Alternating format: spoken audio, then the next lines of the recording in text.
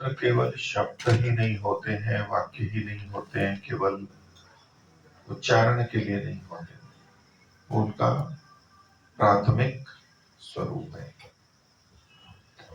मूल बात इनके विचारों की है, मनन की है।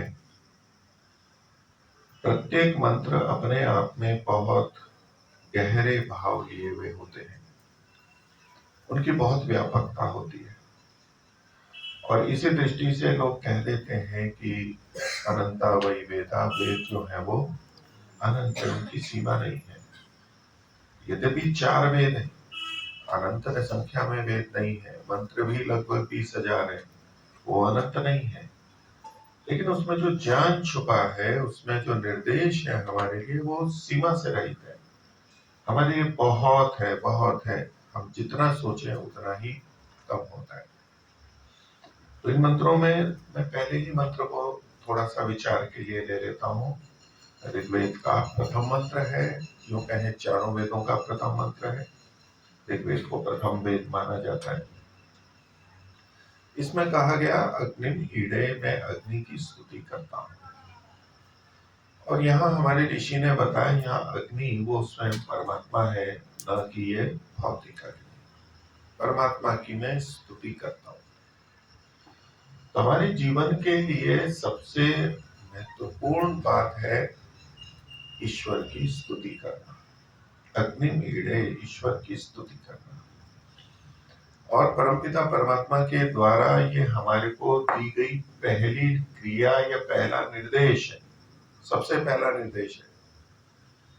वो पहला निर्देश आवश्यक और महत्वपूर्ण होता है। श्वास लेना भी हमारे लिए बहुत महत्वपूर्ण है, आवश्यक है। लेकिन उपयोगिता की दृष्टि से ईश्वर की स्तुति करना, ईश्वर की स्तुति करते रहना, ये सबसे मुख्य है। और किस रूप में स्तुति करना कि अग्निम ईडे पुरोहितम, मैं उसको पुरोहित मान करके कर रहा हूं। पुरोहित उसको कहते हैं जिसको हम आगे रखते हैं। हम कोई भी अच्छा कार्य करते हैं तो जो हमें निर्देश देता है, दिशा निर्देश देता है, व्यवस्थित कर्म कराता है, उसको पुरोहित बोलते हैं। तो मैं जीवन में जो भी कर्म करूंगा उसमें परमात्मा को अपना पुरोहित मानते हुए चलूंगा। परमात्मा के दिशा निर्देश के अनुसार मैं जीवन में काम करूंगा। और ये परमात्मा की स्तुति का महत्वपूर्ण भाग है। एक स्तुति होती है कि हम परमात्मा का गुणगान विभिन्न शब्दों से, वाक्यों से, भजनों से, मंत्रों से उच्चरित करते हैं, भाव विभोर विभोर होते हैं, भावना से युक्त होते हैं। ये सब चीजें हैं, वो एक भाग है। लेकिन परमात्मा की स्तुति वास्तव में वो है कि हम परमात्मा को सामने रख करके अपने कार्य करें। इस कार्य में परमात्मा का क्या निर्देश है, परमात्मा की दृष्टि से ये कार्य उचित है या अनुचित है। जब हम ये सामने रखते हुए कार्य करते हैं तो मतलब हम परमात्मा को अपना पुरोहित मानते हुए कार्य कर रहे हैं। मैं जो भी कार्य कर रहा हूं, परमात्मा मुझे देख रहा है, सुन रहा है, जान रहा है, ये मन में जब हमारे होगा मतलब हम परमात्मा को सामने रख करके कार्य कर रहे हैं। तो यही परमात्मा की स्तुति का एक प्रमुख रूप है। मैं परमात्मा की अग्नि की स्तुति करता हूँ, अग्नि ईडे, और वो पुरोहित है और मैं उसको पुरोहित मान करके अपने जीवन में चलता हूँ। यज्ञ से देवम, वो इस यज्ञ का देव है। ये भौतिक यज्ञ जो हम करते हैं, दैनिक अग्निहोत्र आदि और अन्य भी जो श्रेष्ठ कार्य हैं, उनका देव कौन है। यज्ञ में हम विभिन्न मंत्रों को बोलते हैं या विभिन्न देवों के नाम आते हैं, इंद्र, वरुण, वायु, अग्नि, आदित्य, प्रजापति, कितने देवताओं के नाम आते हैं। देवताओं के नाम आते हैं, देवताओं की हम उसमें स्तुति करते हैं मंत्र में, और उस देवता को लक्ष्य करके हम अपनी आहुति प्रदान करते हैं और कहते हैं कि ये इदम इंद्राय, इदम नमः, इदम अग्नये, इदम नमः। उनका हो गया, मेरा नहीं हुआ। ये जो विभिन्न नाम है, ये विभिन्न देव ने अलग अलग जो है, ये उसी परमात्मा के नाम है। बहुत से लोग कहते हैं कि जी आर्य समाज वाले वैदिक धर्मी देवी देवताओं को नहीं मानते, लेकिन इतने सब मंत्रों में तो देवों के नाम बोलते ही रहते हैं। कितने देवों के नाम बोलते हैं मंत्रों में। तो मीमांसा में भी और हमारे ऋषियों ने ये बताया कि यहाँ जितने भी देवों के नाम है वो वास्तव में देव वही परमात्मा है। उनके विभिन्न गुणों को यहाँ पर संबोधित करते हुए नाम दिए गए हैं। तो अग्निम ईडे पुरोहितम, वो कैसा है? यज्ञस्य देवम, यज्ञ का देव वही है, ये विभिन्न देव नहीं है। विभिन्न देव हैं वो परोक्ष रूप से अंततः परमात्मा के लिए ही केंद्रित है। जड़ देवता भी होते हैं, उनके लिए भी हम शुद्धि के लिए कार्य करते हैं, लेकिन हमारे यज्ञ का जो देव है वो परमात्मा ही है। दोनों दृष्टियों से कि हम जो श्रेष्ठ कार्य कर रहे हैं, यज्ञ कर रहे हैं, उसमें जो हमें कुछ देने वाला है, हम कर रहे हैं, अपने कुछ साधन लगा रहे हैं, लेकिन उस सब के लिए जो व्यवस्था करने वाला है, देने वाला है, वो देव परमात्मा है। और इस यज्ञ रूपी श्रेष्ठ कार्य को जो हम कर रहे हैं, वो किसके लिए, किसको लक्षित करके कर रहे हैं? उसी परमात्मा देव को लक्षित करके कर रहे हैं। मैं उस अग्नि की स्तुति करता हूँ, अग्निम ईडे पुरोहितम, में उसको अपने कर्मों में आगे रखता हूं, कि उसको आगे रख करके विचार करता हूं। जैसे कोई राष्ट्र का नागरिक कहे कि मैं संविधान को आगे रख करके कार्य करता हूँ, एक न्यायाधीश कहे, एक वकील कहे मैं संविधान को आगे रख करके बात करता हूँ, एक सज्जन व्यक्ति कहे कि मैं नैतिकता को, मानवीयता को आगे रख करके कार्य करता हूँ, ऐसे मैं परमात्मा को आगे रख करके कार्य करता हूँ। और मेरे समस्त श्रेष्ठ कार्यों का जो देव है वो परमपिता परमात्मा वही अग्नि है, वही परमात्मा। और वो ऋत्विज भी है। यज्ञ के विभिन्न पुरोहित होते हैं, विभिन्न कार्य कराने वाले होते हैं, ऋत्विज भी वही है इसका, इसी यज्ञ का। मैं एक छोटा सा भाग हूं इस कार्य को, श्रेष्ठ कार्य को करने का। वो ऋत्विज है, वही होता है, वो भी आहुति देने वाला है, उसी के माध्यम से हम ये कर रहे हैं, वो करवाने वाला है। होता भी एक नाम होता है, और वही रत्नों को धारण करने वाला है, जो ये श्रेष्ठ चीजें उनको वही धारण करने वाला है। ऐसा वो परमात्मा है। प्रथम मंत्र में ही परमात्मा ने ये बात कही।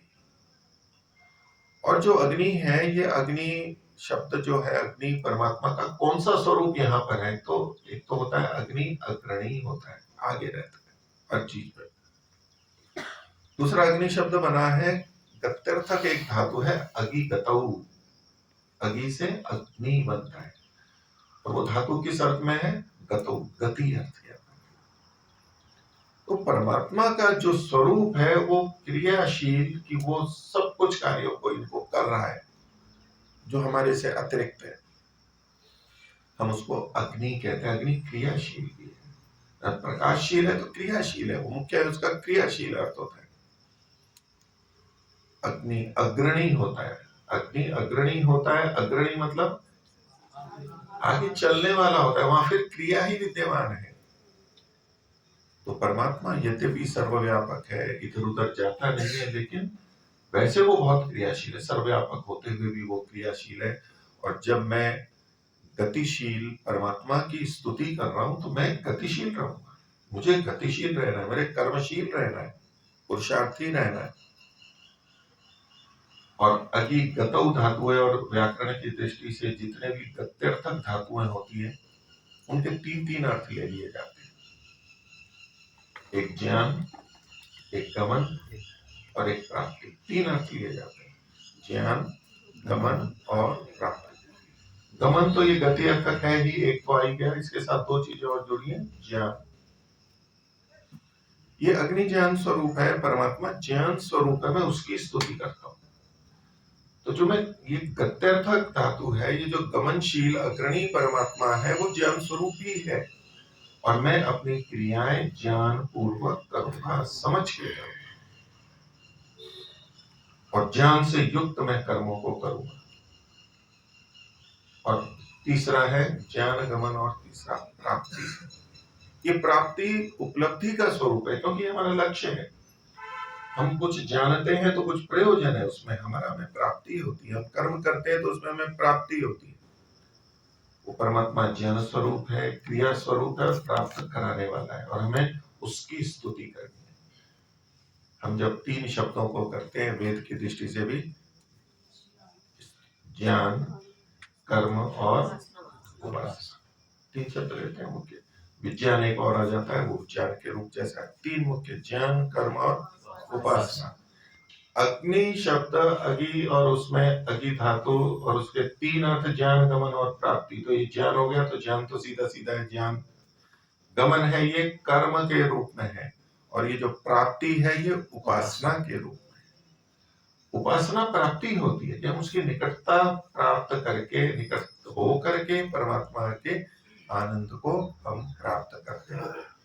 तो परमपिता परमात्मा का निर्देश है हमारे लिए कि हम उसकी स्तुति करें, उसको आगे रख करके अपने कार्य करें और अपने समस्त कार्यों में देव उसी को माने। वही मुख्य देव है, देवाधिदेव है, देवाधिपति है, महादेव है। वो उसी को लक्षित करके हमें सब कार्य करने हैं। उसको अपना होता और ऋत्विक स्वीकार करें और वो रत्न को धारण करने वाला है।